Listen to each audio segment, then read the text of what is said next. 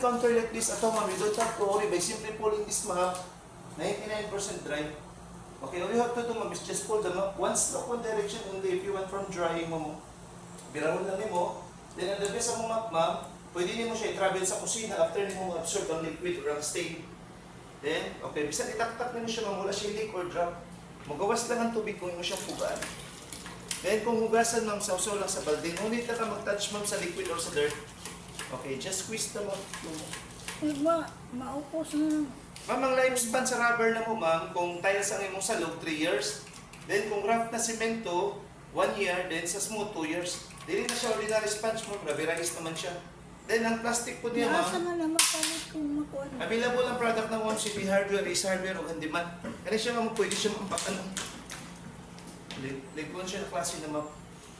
Then kung mag-map ka, diretso na ka mag-map na. Pwede na siya sa mga ceiling ma'am, sa wall o sa glass. Then kung hugasan, isawsaw lang sa balde. No need na ka magkamot. Nami-libre ka na spare ma'am, kaya siya.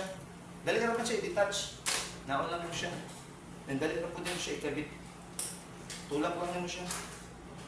Push in. Then diretso na ka Gamit mag-map. ito. Kung mga markings ma'am, pwede kaya po niya siya, mga lapok. Hindi na gamit ito.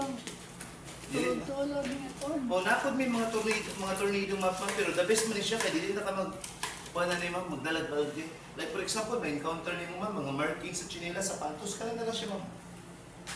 Sa kapahid na ni mo, huga din siya. Then, kung hugasan ni mo, isausaw na lang sa balde, dili na ka magkamot. Pwede po niya siya